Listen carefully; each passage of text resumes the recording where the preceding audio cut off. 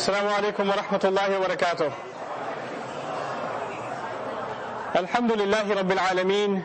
Wassalatu wassalamu ala ashrafil anbiya'i wal mursaleen. Wa ala alihi wa sahbihi wa man istanna bi sunnatihi ila yawmiddin. Allahumma ja'alna minhum wa min alladhina amanu wa amilu salihat wa tawasaw bil haqq wa tawasaw bis sabr. Ameen ya rabbil alameen. Thumma ma ba'd. Just for those who weren't paying attention before, I'll say it again. Assalamu alaikum wa rahmatullahi wa barakatuh. Very good. I had a really cool joke written out on the screen. I was so proud of myself, but the connection didn't work, so I'll just tell it to you. 10 minutes ago I wrote on the screen, we will start at 7:10 sharp because we're Muslims. Also, you should be grateful because if it was a Pakistani wedding, we'd start at 11:30 a.m. the next day. Anyhow, I'd like to, first of all, thank all of you for making the time and coming to this program, the last divine speech I'll try to teach, inshallah ta'ala, in the U.S. This seminar, for those of you that are just coming out of curiosity, is an attempt to appreciate the beauty of the Qur'an in as easy as in English as possible. We might even have some non-Muslim guests and friends with us tonight.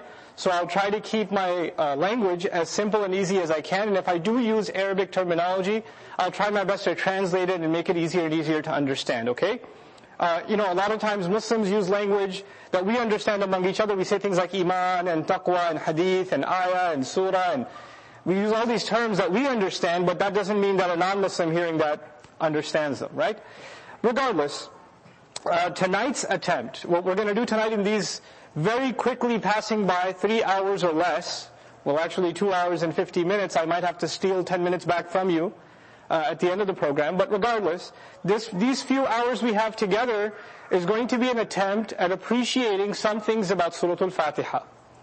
All we're going to dedicate tonight to is the first surah of the Qur'an. And I want to get right down to business. I want to start right away and not take any more time in introduction.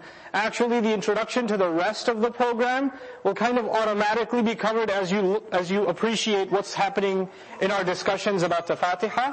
And I'll give you a little bit of a picture of what are we going to do tomorrow and then what are we going to do on Sunday. At the same time, I should also warn you and remind you, in our programs in Bayyinah, we don't discriminate against moms who have loud children unless they are psychopaths. So if you have a child that has those kinds of tendencies, like he has the potential of being an imam in the future, then you take a walk with him. And then come back again and let him make the noise. You don't get up from your place though until one of the other sisters gives you the look of death. That is a good indication that you should probably take a walk. Okay? I won't do that because I can't, but sisters, be on the lookout and do offer the look of death in case of emergency. Don't just offer it at any, a child just looks at you and you just go. Don't do that. But if you see a psychopath, yes, do it. Okay. So let's get started. The first question we're going to ask ourselves about this first surah, I will never use the word chapter the rest of the weekend. All I will keep using is what word? Surah. Surah. I will not use the word chapter. I personally am convinced that is not the right word to use for the surah of the Qur'an. The closest thing to that in other books may be chapter, but the Qur'an technically doesn't have chapters. Chapters are things that are built one on top of the other. In other words, you need to study chapter 1 before you study what? Chapter 2. They're not just chronological, they're progressive, and that you can't understand the next one until you understand the previous one. Well, the Qur'an was not revealed chapter 1 first, then chapter 2, then chapter 3. No, actually ayat were revealed. The first complete surah to be revealed was in fact the Fatiha. A lot of you know that the first revelation was Iqra' bismi rabbika alladhi khalaq. The first revelation given to the Prophet ﷺ was read. The first revelation itself, the angel Jibreel a.s. told him to read, but that wasn't the whole surah, was it? That was just the first few ayat of that surah. The first complete surah that came down was Fatiha. So it's the first complete, in some sense, one unit of revelation, that's Surah Al-Fatiha. So I'll keep using the word surah itself, and we'll have a bigger conversation about what exactly a surah is, and why are all these quote-unquote verses, I won't use verses later on, I'll use what word instead? Ayahs, if you will. If you want to mix the two together, ayahs of the Qur'an. But not verses. I don't like the term verses, because it doesn't do justice to what the Qur'an is communicating. It has its own standards that cannot be compared to any other standards. Verses are the standards of poetry, or they are standards of things like biblical literature. Right? They are not, the Quran has its own standards. So we're just going to use the word ayah instead of verse, and we're going to use what instead of surah, or instead of chapter? I gave it away, surah. Okay? So this is the surah we're studying. Now, a lot of times, you might have heard, the Muslims that are here, that are praying sometimes in different masjids, the imam is reciting and he says Allahu Akbar, and some imams start Alhamdulillahi Rabbil Alameen. Other imams start Bismillah ar-Rahman ar-Rahim, Alhamdulillahi Rabbil Alameen, out loud both. Right? That's because there are different opinions among scholars. Some scholars believe that the Basmala, the Bismillah ar-Rahman ar-Rahim, that phrase means in the name of Allah, roughly translated in the name of Allah, the extremely merciful, the always merciful. That first ayah is part of the Fatiha. Other scholars believe, no, it's not a part of the Fatiha, it's the opening to every surah, except the 9th surah. So it's just the opener to all surahs, but it's not a part of the surah. And the only time it is part of a surah is surah number 28, Surah An-Naml. That's the only time it's a part of a surah, Innahu min Sulaiman wa innahu Bismillah ar-Rahman ar-Rahim. It comes as part of an ayah. That's when it's part of a surah. Otherwise it stands outside the count of the surah. This is why, of course, how many surahs are there in the Quran? Here's a pop quiz for you. How many surahs are there? 114. So if people count it as part of the ayat, they counted it as part of every surah, their count of the number of ayahs is different. And if they say, no, it counts as one, and it's just the opener to all of them, then the count becomes different, doesn't it? That's why you might even have different counts of how many ayat there are in the Quran. This is one of those reasons, that you have a difference. Now, even though I respect both sides of the opinion, those who say that the Fatiha begins, and I won't translate yet, but the Fatiha begins with Alhamdulillahi Rabbil Alameen. And those who say Fatiha begins with what? Bismillah ar-Rahman ar-Rahim. Either side, I have tremendous respect for both sides of this position, because on both sides you have very, very big scholars. You don't have small, insignificant people on either side. You have very big scholars that are convinced of either side. But because I'm presenting to you something about the Quran, it's not fair if I don't at least tell you where I stand, or what I personally find more convincing. Just because I'm sharing that with you does not necessarily mean that I'm forcing that on you. You have to do your own research if you're not satisfied. You have to look this up yourselves. That's the nature of our religion. We look things up. We ask people of knowledge. We inquire. We ask questions. That's one thing that makes our religion different from all the other religions. You're actually not supposed to ask too many questions. You're not supposed to not be satisfied with what somebody told you who has an authority in the religion, and then you shouldn't go ask anybody else. You're done. If you ask too many questions, you're deviant, your faith is bad, all this other stuff.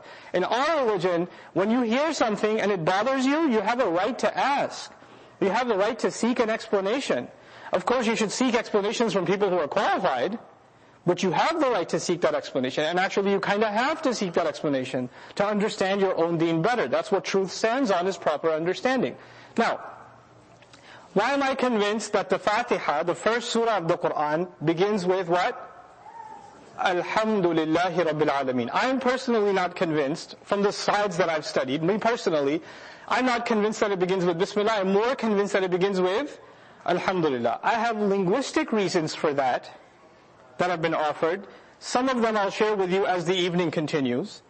But the other reason that's very compelling is actually a famous quotation taken from the Prophet ﷺ. What's a quotation from the Prophet called? A hadith. A famous hadith, it's called a hadith Qudsi. A hadith Qudsi is one in which Allah tells us or the Prophet tells us what Allah said. Allah paraphrases, or the Prophet paraphrases Allah. Before I move on though, I'll repeat that. A hadith Qudsi is when the Prophet paraphrases Allah. What word did I use? That's kind of a hard word. Paraphrases. Let's understand that word, okay? If my daughter's sitting here, if I told my daughter, Husna, go get me some water. What is the quote? What is the quote that I just gave her? Go get me some water. She goes outside, she finds somebody and says, my dad says, get some water for him. My dad says, get some water for him. Did she quote me or did she paraphrase me?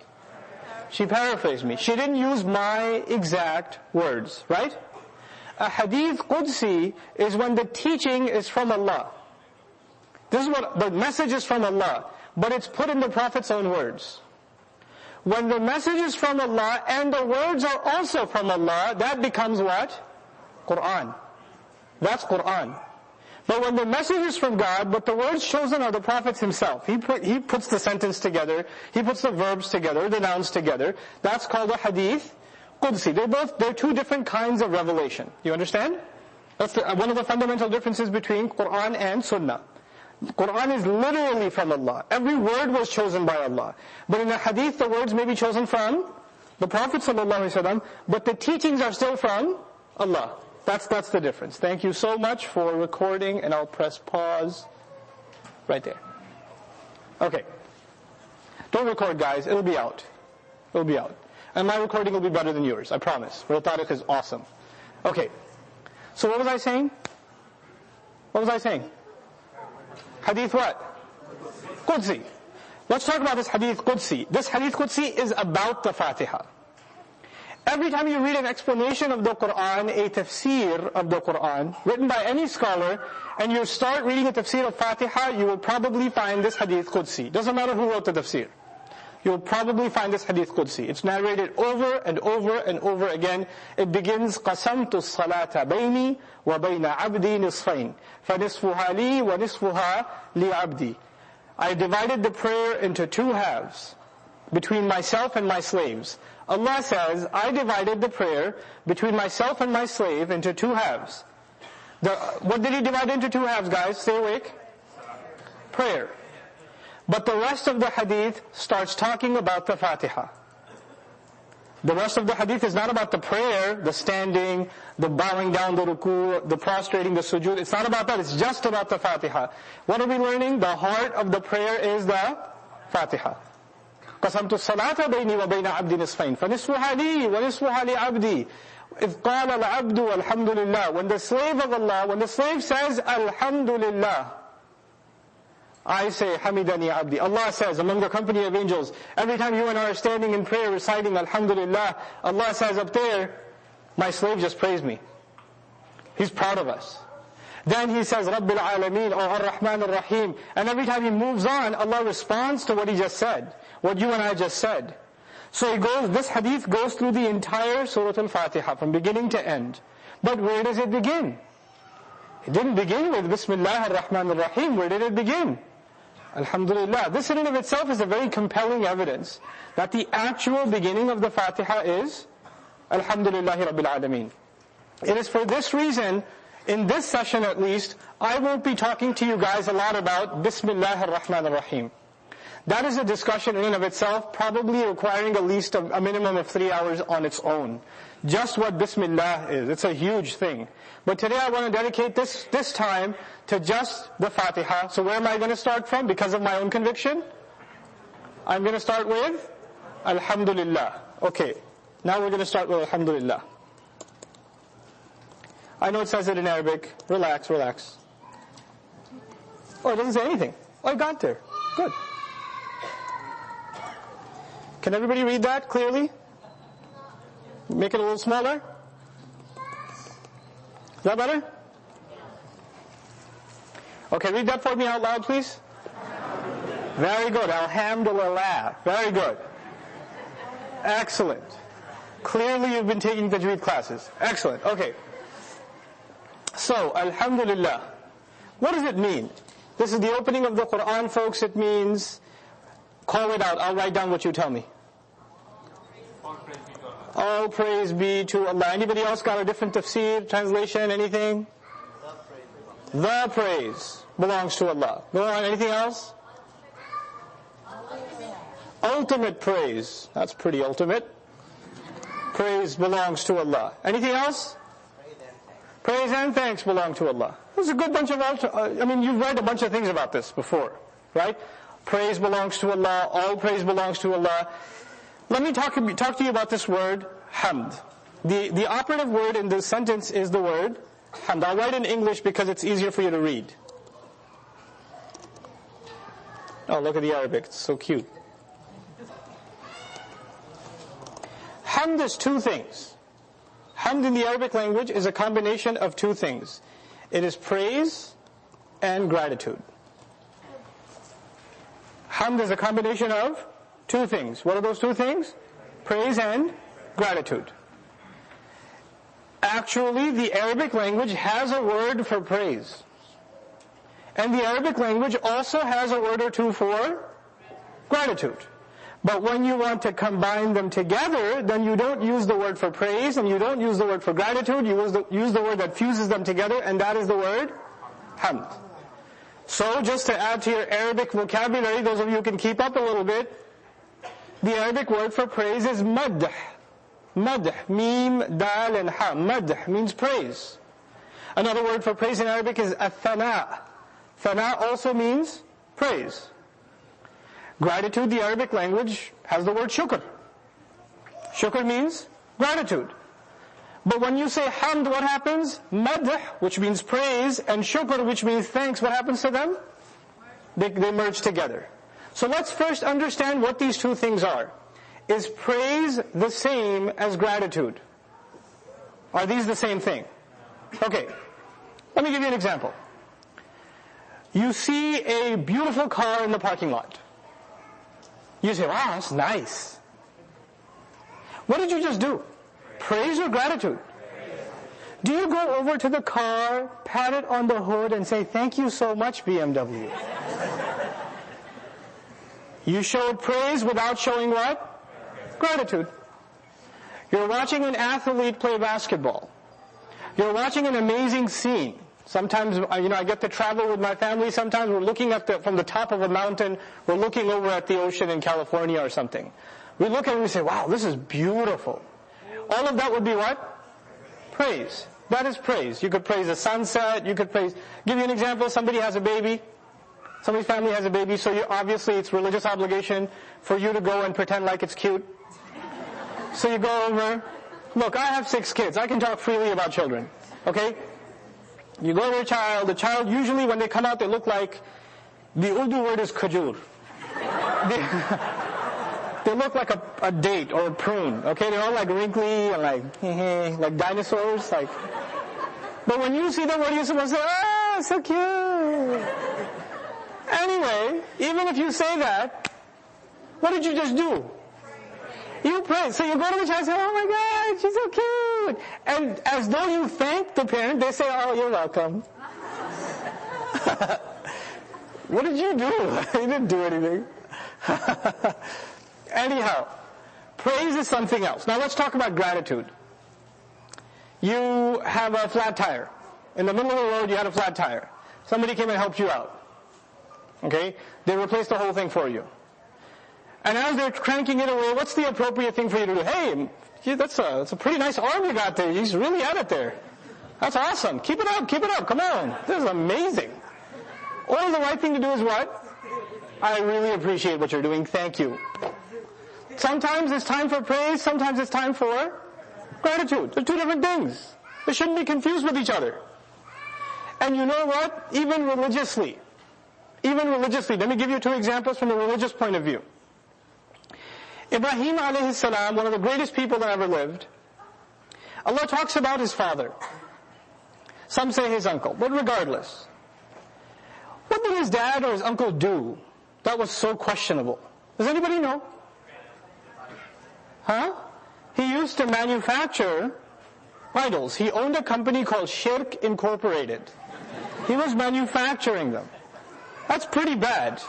So you're not just doing shirk, you're in the business of expanding shirk. You profit from shirk. That's like bad on top of bad. That's really bad. Okay? Now if you're in that business, there's nothing he does that should be praised. Even if he's the father of who? Ibrahim, you can't praise him. But Allah commanded all human beings, not just Muslims, all human beings. And it's not just something that's limited to our revelation. Allah gave this to all revelations of the past. وَوَصَّيْنَا الْإِنسَانَ بِوَالِدَيْهِ حُسْنًا.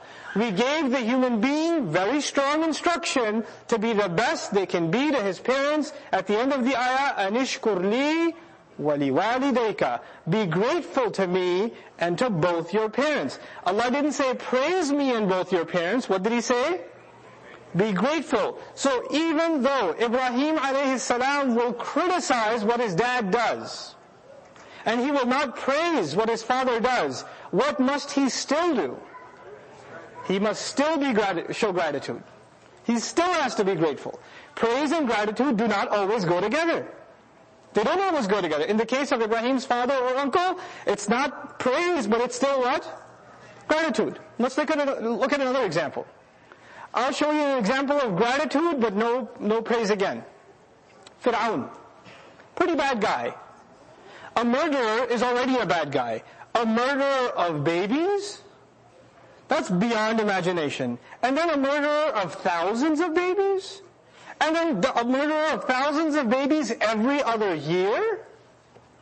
We can't even, if you saw a report like that, there's no way you could even, process that. That's the kind of evil this guy is. That's not even counting the fact that he calls himself God. It's a pretty evil guy. I mean, Shaitan would want an autograph. This guy is up there, right? But when Musa alayhi salam came to him, and Musa alayhi salam told him that he's a messenger. We'll have that conversation at the end of this program, but a glimpse here. Musa alayhi salam told him he's a messenger. He says, you're going to talk to me like that? I raised you in this house. You came here when you were a little baby. We let you live here.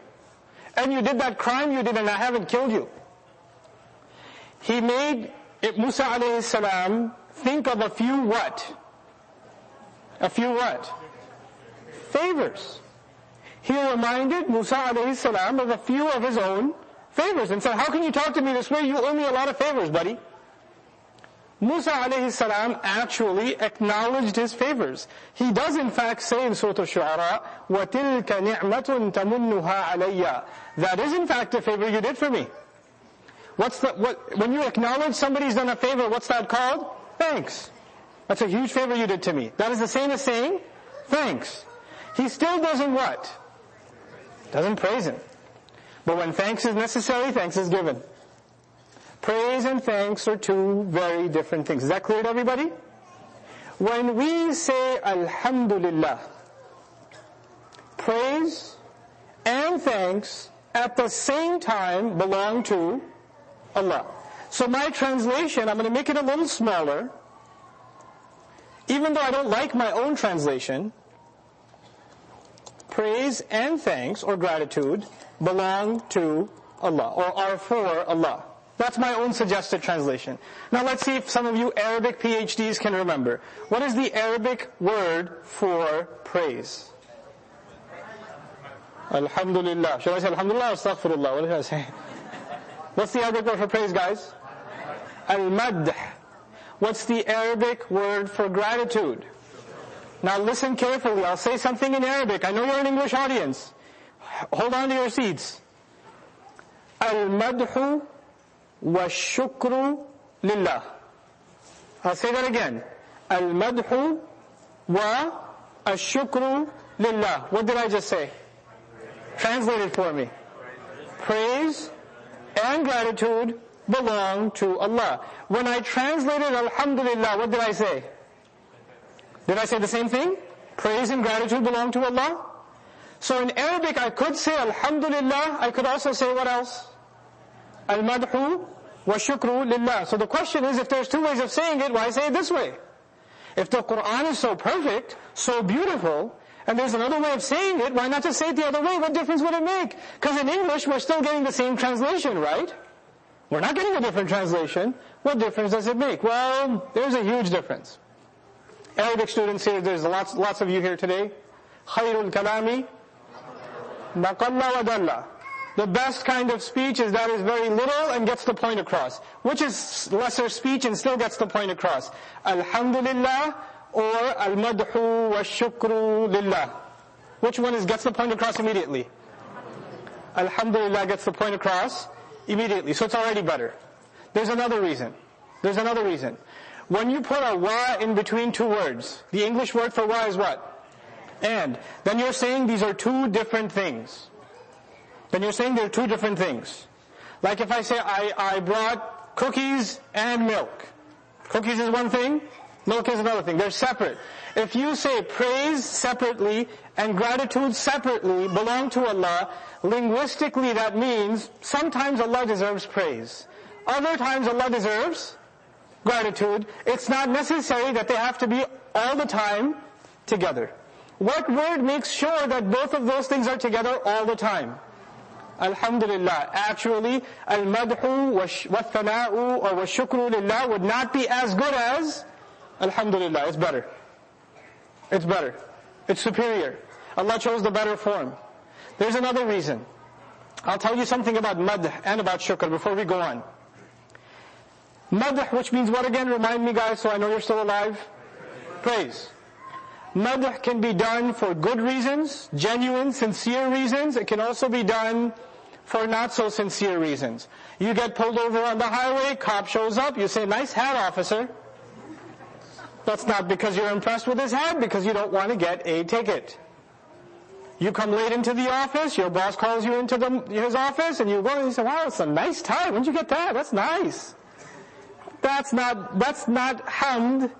That's not even thana, that is what? Madh. Madh could be genuine or not genuine. Also, madh can be done for living things and non-living things. I can do madh, praise of a car, a new house, a city, a beach. I can do madh of anything. But hamd is only done for the living. Hamd is more appropriate for Allah because He is the living. Hamd is more appropriate for Allah because hamd is necessarily sincere. Hamd cannot be done except with sincerity. Madh can be done without sincerity too. Like you know how old times poets used to write praises of kings? Right? Those praises are genuine or not genuine? They're not genuine. Nowadays a new kind of madh is the kind of madh Fox does of the Republican Party. That would be madh. Okay?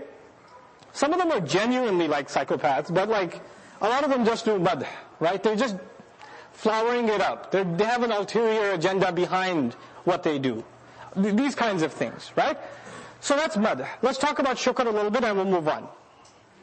You know when gratitude happens? When do you say thank you? When do you say thank you? When someone does a favor to you. Something has been done to you, and in response you say, thank you. Somebody brought you a glass of water, and you say, thank you, right? So the first thing in thanks is, at least you had to recognize something was done. And now the ball is in your court, whether to thank or not thank. You understand? The ball is not in the one who does the favor is not in charge of the gratitude. The one who got the favor is in charge of the gratitude. Keep that in mind. Gratitude is an action that is actually a reaction. Gratitude is actually a reaction. Hamd is not a reaction. Hamd is a genuine feeling without, even if there's no action, you can still have hamd. Hamd is independent. It doesn't need anything. So that's the first thing I wanted to share with you, how the word hamd is, alhamdulillah, is so perfect in just that. But I want to go a little further. I'll give you an English test. I know we're Muslims. It's going to be hard.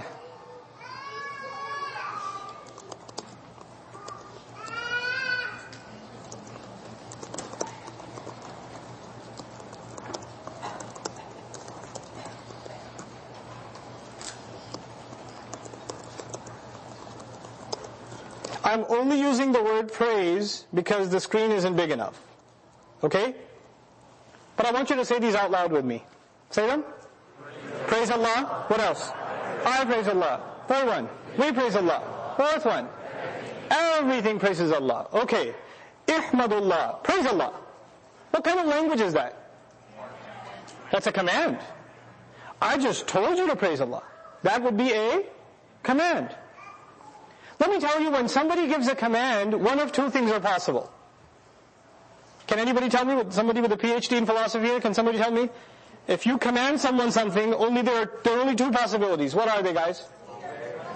Either they do it or they don't do it. If I tell my daughter, hey, get me a glass of water, child, she has two choices. She will get me a glass of water, or she will get me a glass of water. She only has two choices, right? It's very easy. There are only two possibilities. Now, once you give a command, the ball is not in your court, it is in the court of the one you have just commanded. It's not in the hand of the Amir, now it's in the hand of the Ma'mur, we say in Arabic. It's not in my, once I tell you, now it's up to you to do it. Allah did not begin Quran saying, Ihmadullah, praise Allah. If Allah said, Ihmadullah, praise Allah, then who's responsible to praise Allah? We are. But He says, whether you do it or not, I still have it. It doesn't depend on you. I didn't tell you to do it, because whether you do it or not, that doesn't change anything. The ball is not in your court. You know, later on in the surah we recite, Iyaka na'budu. I'll give you a rough translation. We worship. We worship only you. We said the word we, right? What if the Quran began by I praise Allah? We praise Allah. Like it says we worship. If it said we praise Allah. Tell me this. What kind of word is the word praise in I praise Allah? What kind of word is that? That's a verb. I praise Allah is a verb. What kind of verb is that? Past tense, present tense, future tense, what is that? I praise Allah is present tense. We praise Allah is still present tense. Now verbs are very different from nouns. I know it sounds like a grammar class, but listen, this is going to be really beautiful if you appreciate it. Verbs are really, really different from what? Nouns. A noun is like bottle. Is bottle past tense, present tense, or future tense? Huh? Come on, third grade English. Is bottle past tense or no? No, it's present tense? It doesn't have tense, guys. It doesn't have tense. Now drink has a tense. What tense is that? I drank. I drank. Past tense. I am drinking. I will drink. Watch this. Future tense. That was just for demonstration. I wasn't thirsty. Okay. So, verbs have past tense, present tense, and future tense. Nouns have what? Nothing. They don't have tense. Tense is about time, isn't it? Past, present, future. This is about the time. Here's my conclusion. Nouns are timeless. Nouns are timeless. Verbs are timed. That means nouns are permanent. Verbs are temporary. Either they already happened, or they're just happening right now, which means they weren't happening before, and that doesn't guarantee they'll happen in the future. Or they'll happen in the future, that doesn't mean they happen now, or it doesn't mean they happen in the past. Verbs are by definition temporary. If we say, we praise Allah, nahmadullah, that just means we're praising Allah when? That says nothing about the praise of Allah existing in the past, and has no guarantees about the praise of Allah existing in the future. You understand? Whether I say I praise Allah, or we praise Allah, or everything praises Allah, it's still in the present tense. It doesn't cover everything. It doesn't cover all of time. But when Allah says praise is Allah's, praise itself belongs to Allah. Did He use a verb or a noun when He said praise? Nouns are what by definition? Permanent. Past or present or future, it's always been, and it is, and it always will be Allah's. Whether you and I are around or not. By the way, just like verbs, we're a lot like verbs. Human beings are a lot like verbs. Why? Because we're temporary. But the praise of Allah is permanent. Let me tell you something else about verbs. Let's see if you can figure this out. It's going to be a little bit of a riddle.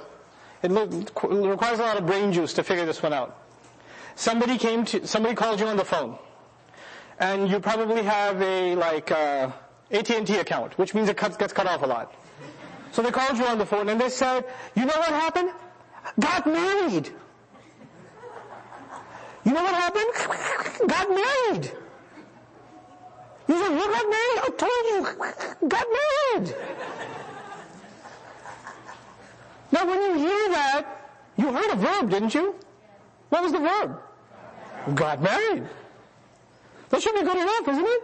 Oh, okay. I really like the guy who called you got married. You don't know if his brother got married. You don't know. So what do you need, really, when you have a verb? Who did it, man? Who did it? When you have a verb, you really need to know who did the verb. The subject of the verb is a third grade term. But it's okay, we're Muslims. Okay. You need to know who did it. It's a necessity. When we say we praise Allah, who's the doer? We are. When I say I praise Allah, who's the doer? I am. When I say everything praises Allah, who's the doer? Everything is. The problem is that a verb depends on the doer. A verb cannot happen unless the doer does it. Water cannot be drunk until I what? Drink it. A speech cannot be given until I give it. Until I open my mouth. But the praise of Allah doesn't need a doer. The hamd of Allah doesn't need a doer. So it doesn't need a fi'il. It can be an ism. Not only is it permanent, it doesn't need anyone. A noun does not need a doer. A verb does. A verb needs a doer. So by Allah using a noun, He did two things. He told us my praise is permanent, and He also told us my praise doesn't need anybody. It's completely independent. That's just the word alhamd. How do we say this phrase all the time? What do we say? Alhamdulillah. Let's combine those two things as a lesson for life before I go on to lillah. If we can finish alhamdulillah before salat, that's mission accomplished. Then we can move on a little quicker in the next 2 hours and finish the whole Fatiha. But let's try.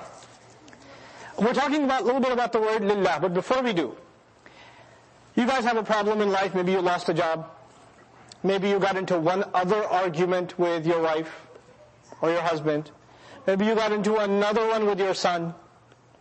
Maybe you got into another one with your daughter or your brother or your sister or your friend or the anonymous person behind the screen name in Facebook that you don't even know, but they're your Facebook friend. You got into something with somebody. You're in a bad mood. Somebody comes and says, how are you doing? Alhamdulillah. How's everything going? Alhamdulillah. In Urdu they call it sarawa. Right? It's like a rotten alhamdulillah. What is that? Right? And I love this one. You go to somebody, hey, how's life?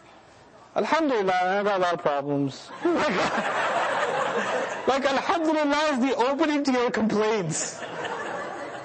Let me tell you, if we really understand what alhamdulillah means based on this brief conversation, what that means is everything Allah does deserves to be what? Number one, praised. But not only praised. Not only do I praise everything Allah does, I also thank Him that He did it. Not only do I praise Him, what He did is beautiful. And on top of that, thank you so much for doing it. I got to do both of those things the moment what comes out of my mouth?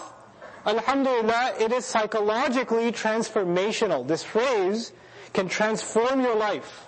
Just this phrase. Just understanding Alhamdulillah can transform your life. You just got into a difficult fight, difficult argument with your wife. Things aren't working out. You just got into a difficult job situation, you got laid off. You're throwing resumes everywhere, nobody's responding. Because your name is like Muhammad, Abdullah, Sayyid or something. Pun intended. There's a guy in here. Okay, so nobody's giving you a job except somebody. Okay, so but anyhow, because of your name, you're not getting the job. Because some history, nobody's giving you an opportunity. Even in the darkest of times, what are you supposed to say? Alhamdulillah. Allah, first of all, whatever Allah does, I have to praise by definition. This is the starting point of my relationship with Allah. Allah didn't even tell me His name first, He told me Alhamd first. Before I even get to my name, you need to know Alhamd first. Then you get to Lillah. Because in Arabic you could say Lillah Alhamd.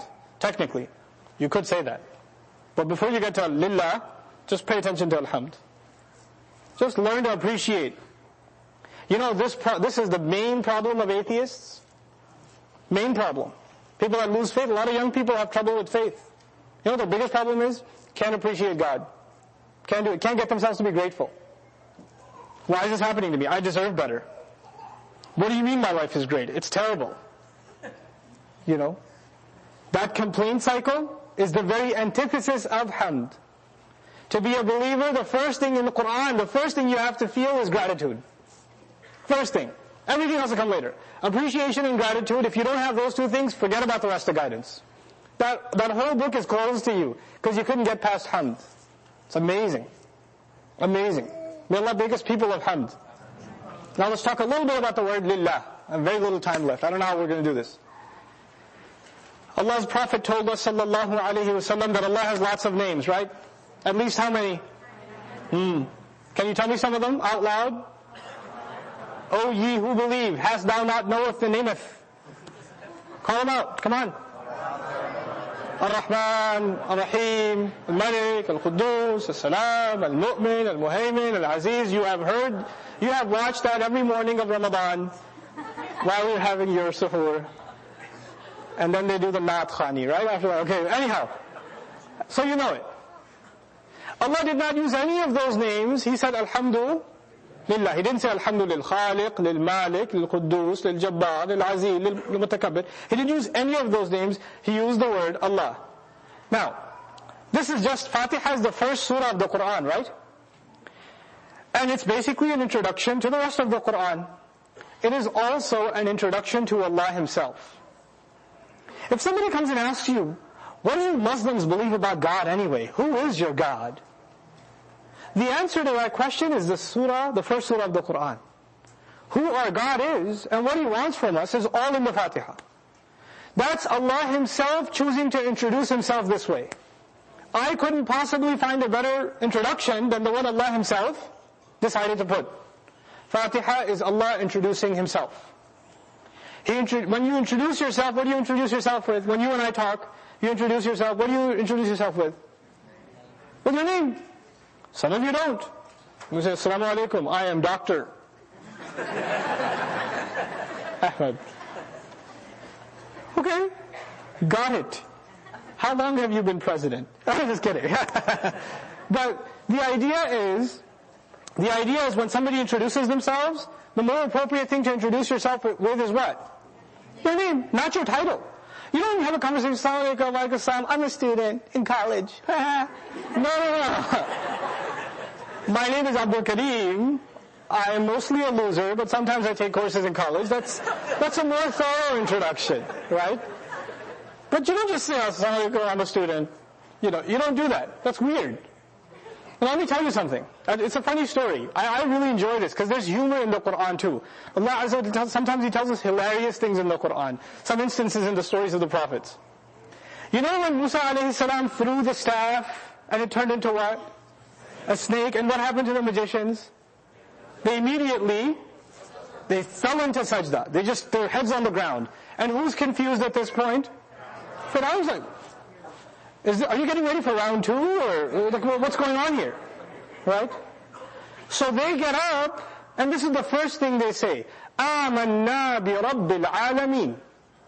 We have come to believe in the Master of all nations.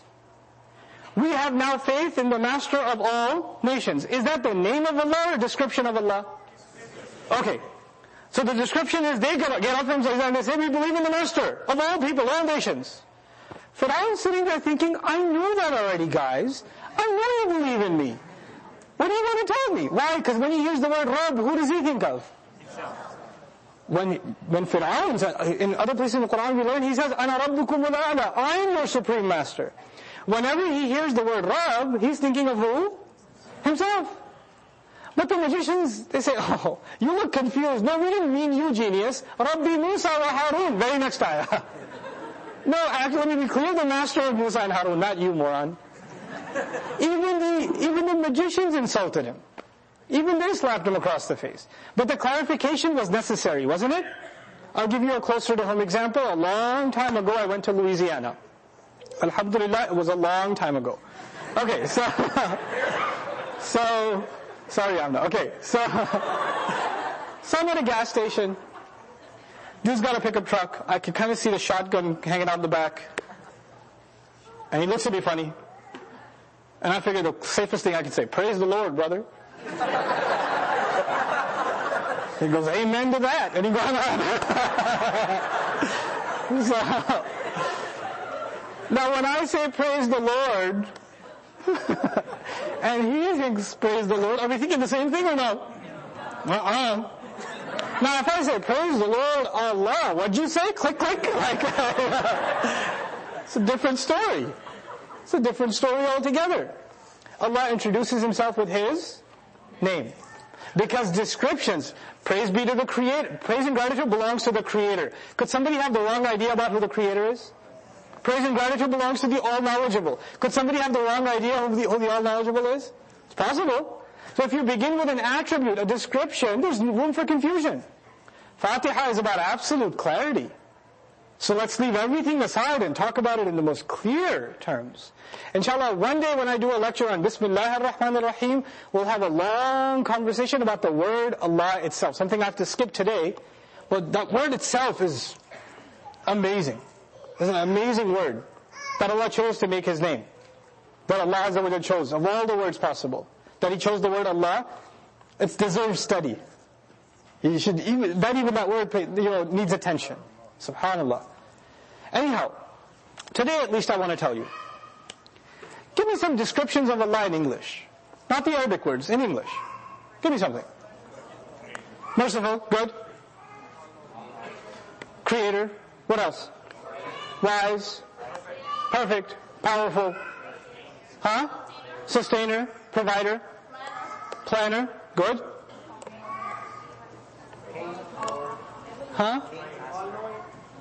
King, sure, king. Quickly, guys. Awesome, okay. It's there, it's in the Quran. Allah al-Azim, mawjood, The Almighty, the Powerful, sure. These are great descriptions. Now if I was to say, talking about Allah, if I was to say, praise belongs to the All-Wise, is that wrong? No. If I say praise belongs to the Creator, is that wrong? No. But you know what? When I say praise belongs to the Creator, the only thing I thanked Him for is His power of creating. When I said praise belongs to the All-Wise, the only thing I appreciated was what? His wisdom. If I said praise belongs to the Merciful, the only thing I thanked Him for, acknowledged, was His mercy.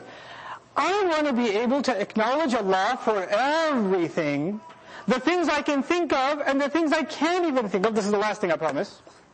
The things I can think of and the things I can't even think of, I want to capture all of them in one word, all at the same time, without missing anything, so I get credit for the things I know about Him, and I also get credit for the things I don't even know about Him, but they're covered in this one word. What is the only word in my vocabulary left? Allah. The only word left that captures everything about Allah, missing nothing, is the word Allah. So the best absolute way to show thanks to Allah is Alhamdulillah. How perfect this phrase is that Allah Azza wa Jalla taught us. We are not done with Alhamdulillah yet. There's a little bit of it left, inshallah. Probably 20 minutes or so of it left. We'll do that right after the Isha prayer. Please listen carefully to these announcements. Alright. So, a couple of things more I got to talk to you about when it comes to Alhamdulillah, and then we will move on. You guys have been to a khutbah before, I'm pretty sure. And many of you have even stayed awake during one. So, when the khatib goes up there, right before he starts releasing sleeping gas, a lot of times the khatib says, Inna alhamdulillah, nahmaduhu, wa nasta'iduhu, wa nastaghfiruhu. You've heard this before? Okay. The first word I said was inna. Inna alhamdulillah. Does the Fatiha say Inna alhamdulillah? No, but the khatib does sometimes say Inna alhamdulillah. And Inna alhamdulillah means, now listen to this, I won't even put it on the screen, just listen. Inna alhamdulillah means absolutely, certainly, there's no doubt about it, praise belongs to Allah. Praise and gratitude belong to Allah. But the addition of inna, what does it add to the sentence? What word? Absolutely, no doubt about it, for sure. These are the things that the word inna adds to the sentence. Now, what do you think? Just don't think about Quran, just think about this. Saying praise belongs to Allah, as opposed to saying Absolutely, praise belongs to Allah. Which sounds more powerful? Absolutely, praise belongs to Allah. Then the question comes in the mind. If it is more powerful, how come what? How come we're not saying it in Fatiha? Better speech is not always about more powerful speech. Better speech is what is best suited. What does the person need to hear? What's the right time to say the right thing? Strength is not always good when applied. Strength at the right time, at the right place, at the right spot. That's when it's good. The Quran is extremely precise language. To understand the difference between these two things, I gotta talk to you about two kinds of sentences. I'll call them informational sentences and emotional sentences. I made this up. I totally made this up. In Arabic they have a term for it, jumla khabariya, jumla insha'iyya, but who cares? That's not going to increase your iman. Not anytime soon. So just take it as this, okay? Informational sentences versus what? Emotional sentences. And the idea is when we talk, we use two kinds of sentences basically. Informational or emotional. Now let me give you an example. If somebody comes to you and says 1 + 1 = 2, well obviously what are they saying? Information. They're not saying 1 + 1 = it's not emotional. It's not that intense, it's just 1 + 1 = 2. It's just information, right? When the intention of a sentence, when the point of a sentence is just to give you information, we'll call it an informational sentence. Now, sometimes a teacher is telling somebody who has no idea, he's teaching them something, and he says, praise belongs to Allah. He just informed them, right? So when he says praise belongs to Allah, that became what kind of sentence? Informational. Now that same guy left the class, he's going down the street, and a bus almost hit him. It almost hit him, but it missed. So he jumped back and he said, Alhamdulillah. At that very moment, he said the same thing he was saying to a student. When he was saying it to a student, he meant it as informational, right? When he said it to himself, when the bus just missed him by Allah's permission, did he mean that as informational? How did he mean it? Emotionally. When your heart is speaking, and you don't even need an audience, you're even talking to yourself. When your heart is speaking, that's emotional sentences. Emotional sentences don't have a true and false. What kind of sentences have a true and false? Informational ones. Right? You understand? Now, when in the Arabic language you use the word inna, I said, in this example, in this sampling, I said, innal hamdalillah. No doubt about it, praise and gratitude belong to Allah. When you use the word inna, that in Old Arabic can only be used for informational sentences. It is never used for what? Emotional sentences. If you don't use inna, then your sentence could be informational and it could also be emotional. So if you want your sentence to be used in every context, you want it to be used informationally and you want it to be used emotionally, then you should not use inna. The fact that Allah did not say inna, when He says Alhamdulillah, one of the immediate benefits of that is, oh my goodness, we can say that when we're learning from Allah. Allah is teaching us through it, and He's also telling us how to feel. He's making it one of our emotions. Alhamdulillah is not just knowledge, it's one of the feelings of a Muslim. Alhamdulillah in and of itself becomes an emotion, you understand? That's the benefit of not using the word inna and in alhamdulillah. There's one more benefit and I'll move on. Though there's several, at least few I can easily explain to you guys. When you say to somebody, there's no doubt about it, he's here. Two friends are talking and he says, hey, Kareem didn't come. And you say, no doubt about it, he came. Absolutely he came. Why would somebody feel the need to use the word no doubt about it, he came? Why would they add that to he came? Why do you think? Because the guy you're talking to isn't sure. The guy you're talking to is not sure.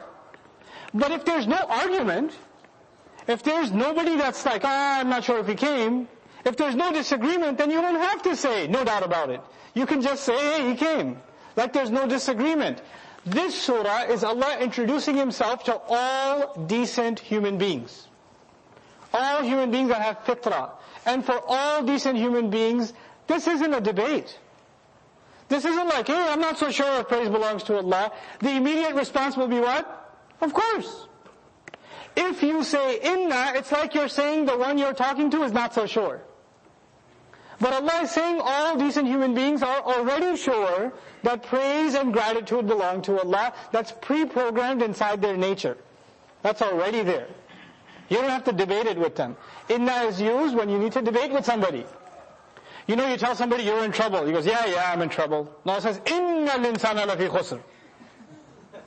No doubt about it, the human being's in trouble. The fact that he said no doubt about it, you know what that tells you? There's a lot of people out there that what?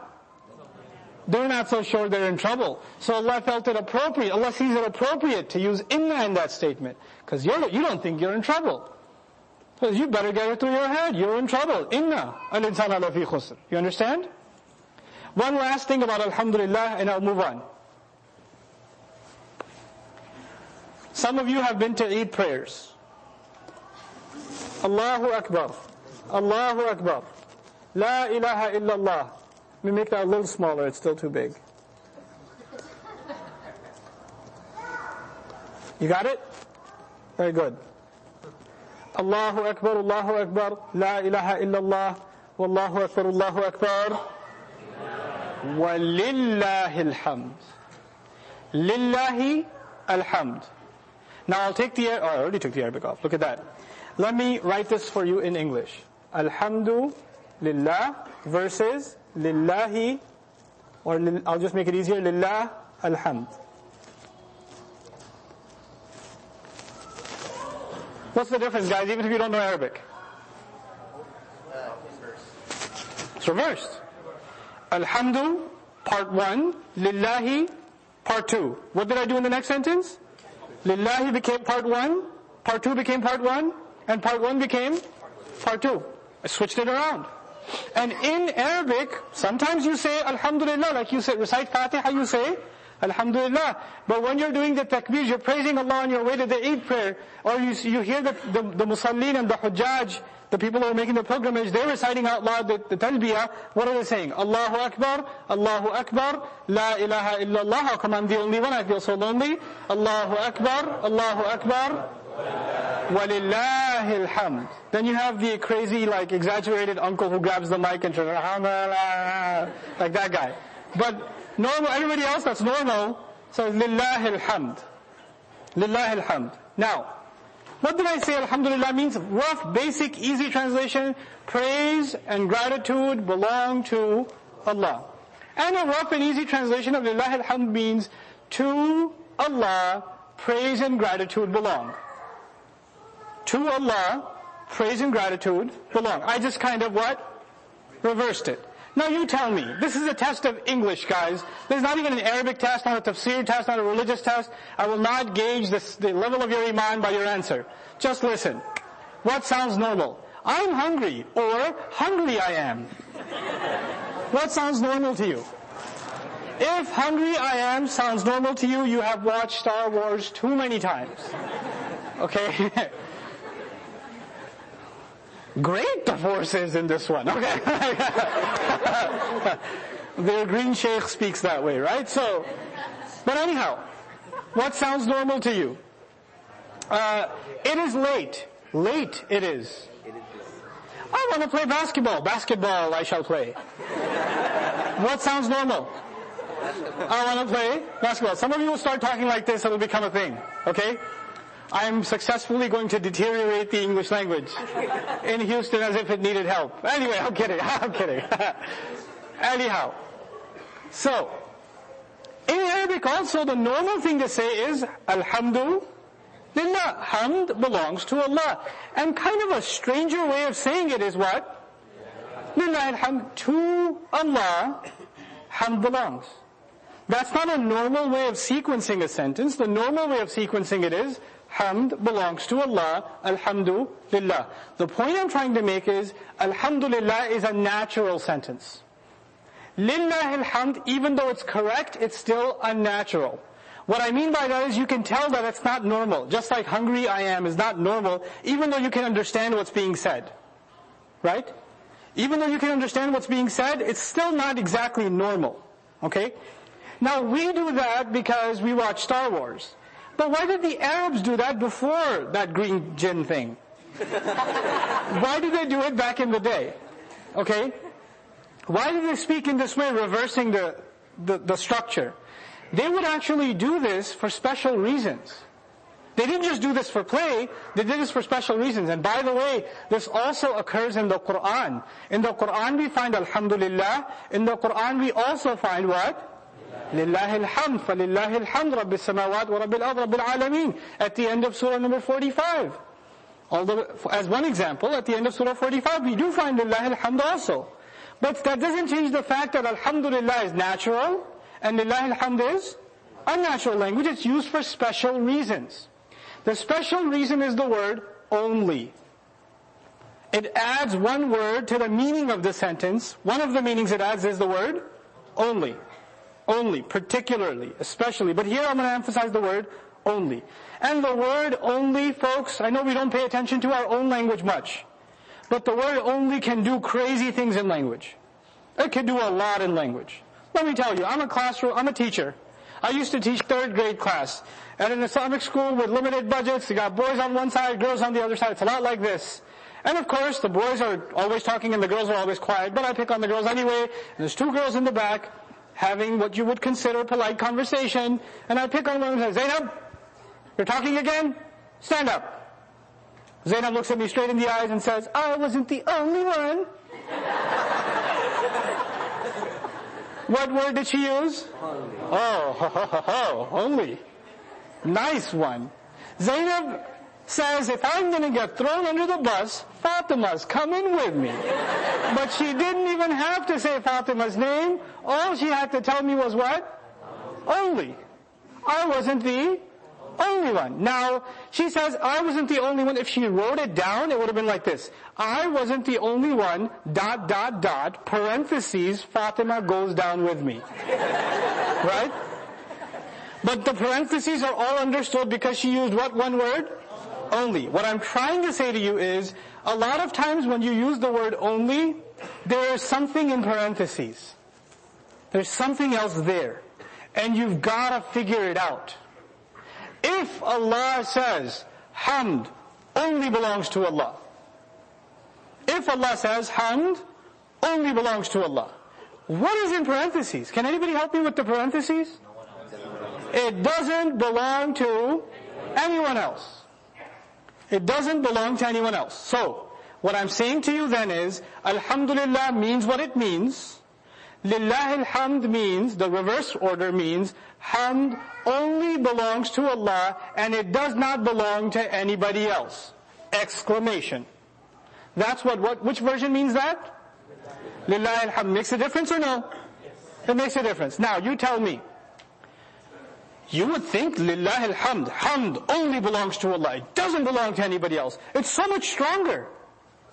It's so much stronger than just saying what? Hamd belongs to Allah. Why not use the stronger version? After all, Allah did use it in Surah Al-Jathiyah, surah number, I mentioned it. Let's see who remembers. 45, very good. He did mention it, so why not just mention it here? Here's the thing. Surah Al-Jathiyah is a debate, the whole thing is a debate with people who do the crime of making partners with Allah, the Arabic term for which is shirk. These are people who do shirk. Now, people who do shirk also praise Allah. I'll say that again.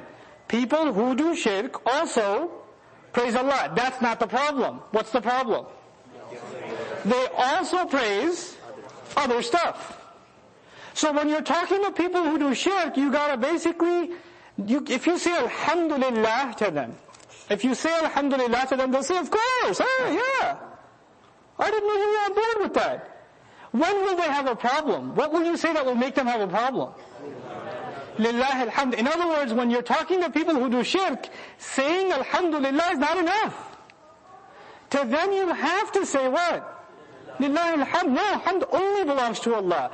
Not that medallion you're wearing, not the soul of your dead grandmother, not that saint, not that crucifix, not this, not that, not the other. It is only to God Himself, it's only to Allah Himself that praise belongs. You have to say it that way.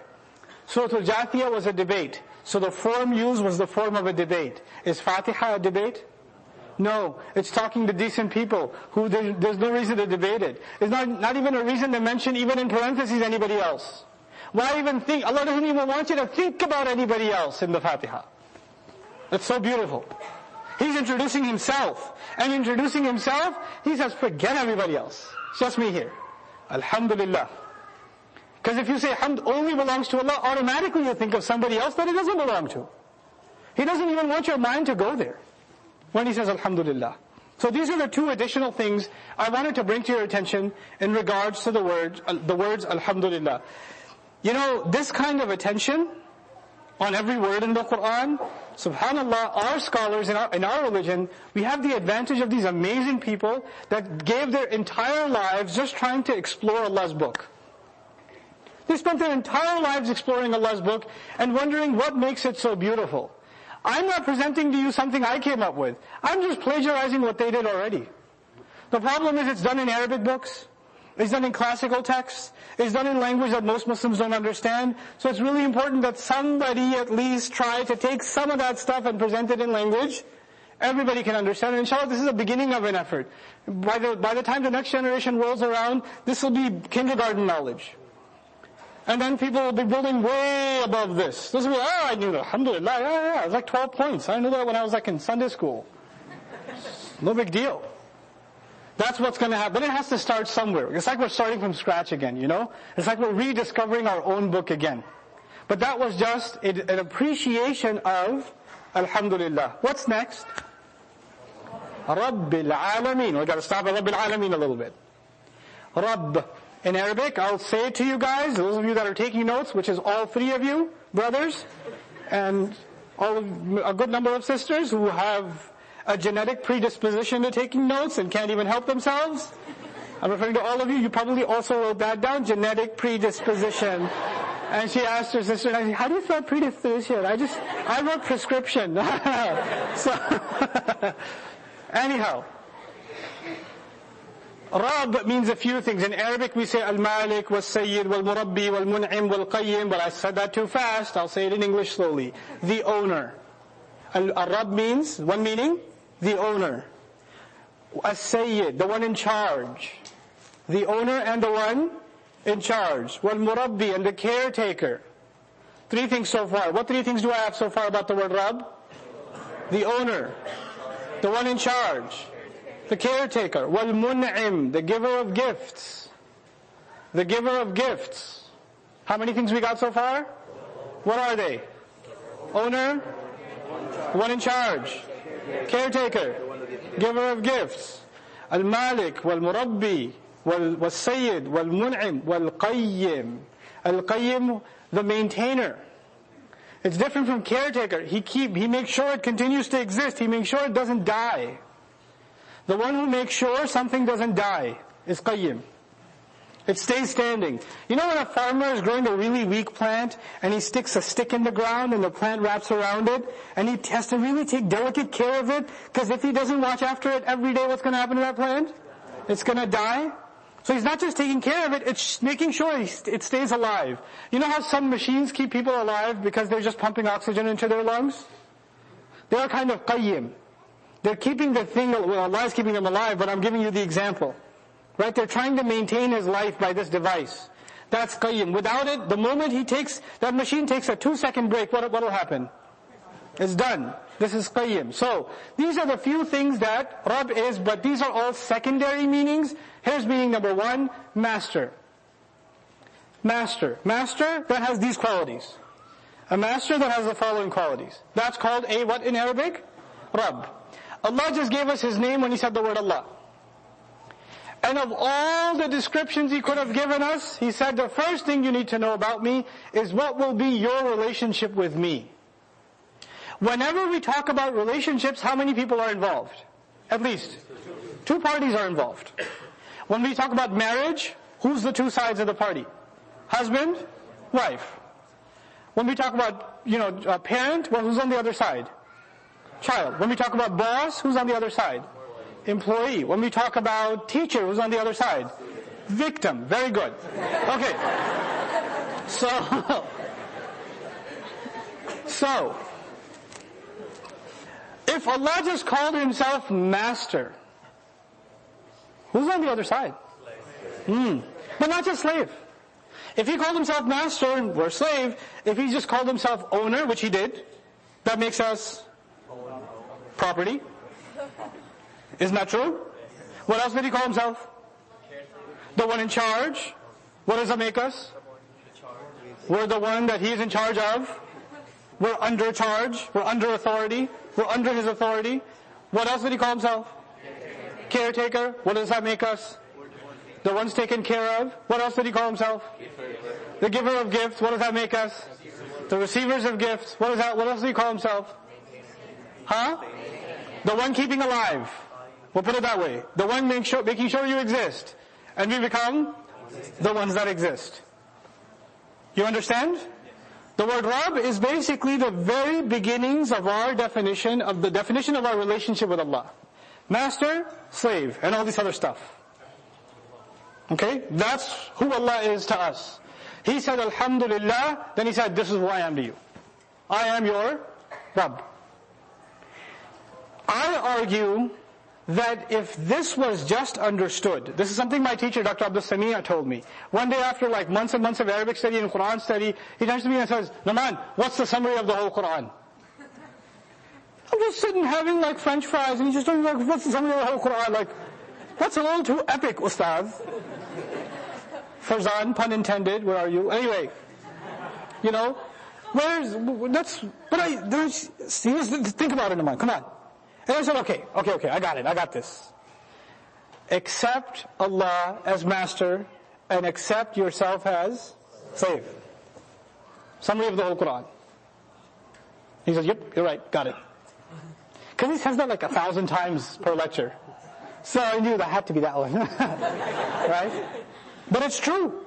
The entire Quran, fundamentally, everything the Quran demands revolves around one idea. You know, Allah doesn't want you to accept Him only as the creator, or the only one you should pray to, or the only one you should ask from. That's all secondary. The first thing is, He is master and you are slave. Everything else is a byproduct of that. Everything else is secondary. If you don't understand that, you haven't understood Islam, you haven't understood the Quran. You haven't understood what Allah wants from you.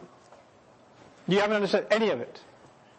And let me tell you, most people that suffer from the disease called atheism or agnosticism or doubts in their religion, this is their problem. Can't come to terms with the fact that they have a master. Can't accept the authority of a master and cannot humble themselves to accept that they are a slave. That's the whole problem. Everything. Why does God do this? Why does God do that? Does a slave ever question a master?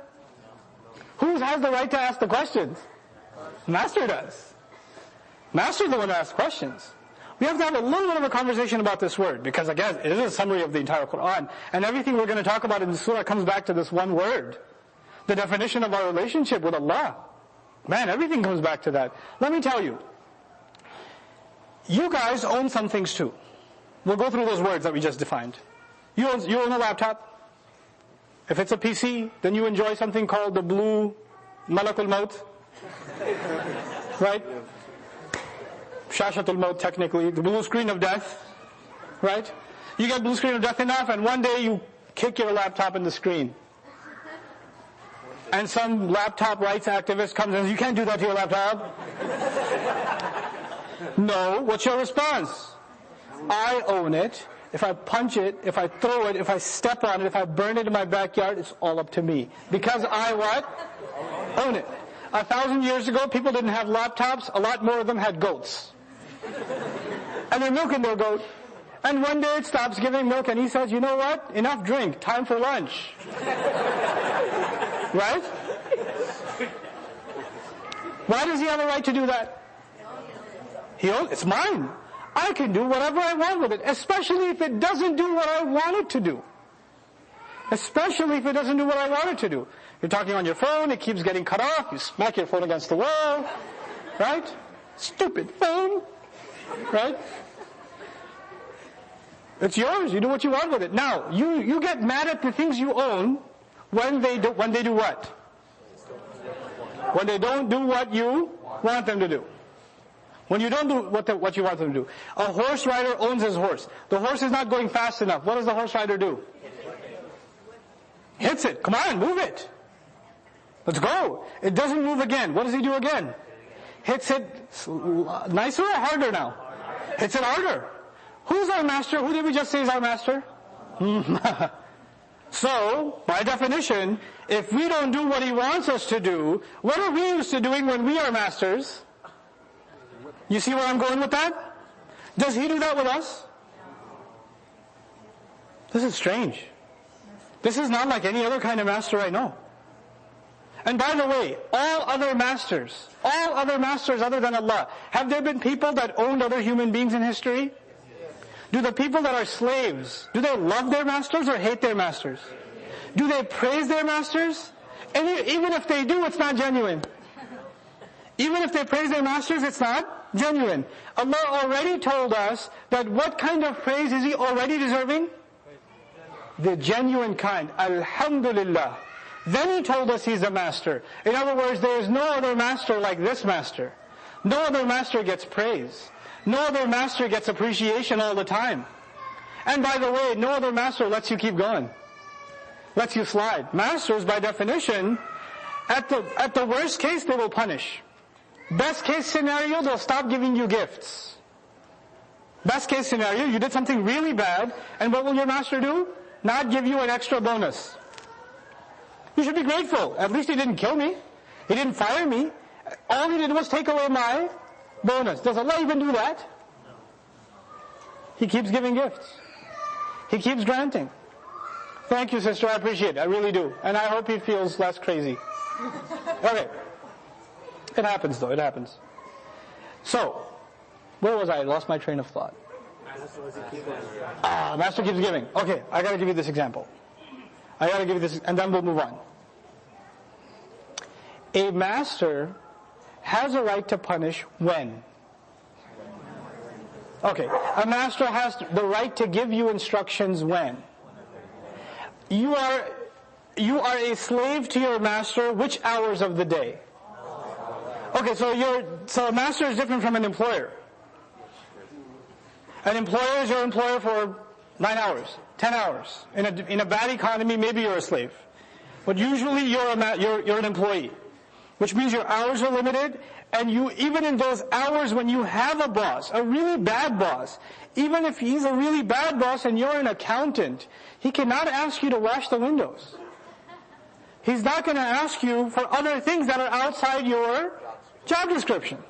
But a master that's talking to a slave, can a slave turn around and say, that's not part of my job description, boss? Yes, it is, because you are a slave. And you're a slave when you're awake, you're a slave when you're sleeping, you're a slave when you're working, you're a slave when you're off, you're a slave Friday afternoon, and even Friday night, guys. Even Friday night. The weekend, you're a slave when you're with your friends, you're a slave when you're sitting in the masjid. You're a slave when you're sitting in the movie theater. You're still a slave. You may not remember that very well, but you're still a slave. You're a slave at the concert. You're a slave while you're updating your Facebook status or sending that private message. You are still a slave. Now, when does a slave start acting a little crazy? Cross the line a little. When the master is not around. When do we start getting a little crazy? The moment we stop remembering that Allah is watching. Master. There's another reason too.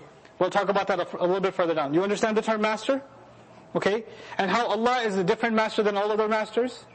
All other masters are associated with ugly things. Allah is associated with giving gifts, taking care. A few things I didn't mention. I said the one who owns and the one who's in charge. Remember that? I said the one who owns and the one who is in charge. Now listen to this carefully, guys. You guys own a car? Does that mean that you are completely in charge of your car? Or do you have to drive it a certain way, tint the windows only a certain amount, get the exhaust pipes that are within a certain legal restriction, get the emissions checked according to a certain standard, get it renewed in registration at a certain time, get insurance done, etc.? Do you have complete authority over your car or no? Even though you own it, you're not completely in charge. Some of you own homes. Can you make whatever modifications you want without notifying the town? You own it, but you're still not completely what? In charge. The HOA has a little bit of authority, the property, the county has a little bit of authority, etc., etc., etc., right? Tell me this. A lot of you own laptops, computers, phones, right? Many of you have rooms of your own, at least a room of your own. And if you do, just because you own something, does it mean guaranteed you take care of it? Tell me, do you take care of your computer? Do you back up your phone device or whatever? Do you necessarily clean out your car? Does your room get taken care of? Just because you own something, does it guarantee that you take care of it too? No. Actually, a lot of things we own get trashed. We just fail to what? Take care of them. Some people are so awesome, they don't even take care of themselves.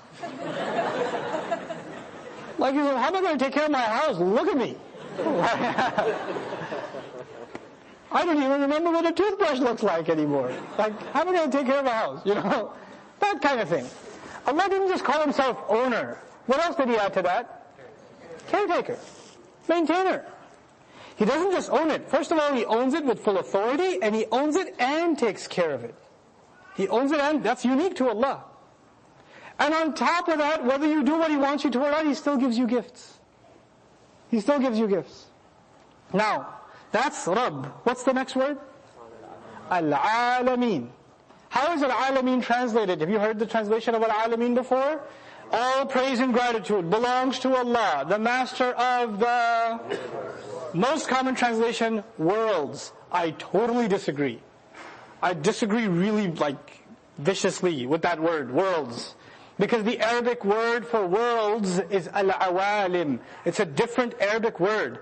Alam in Arabic means world. The plural of that is awalim. Awalim. Those of you who write Arabic, don't kid yourself, it's Urdu you're writing. Ain, waw, alif, lam, mim. Awalim means worlds. Alameen, you heard that een at the end? That's only used for people.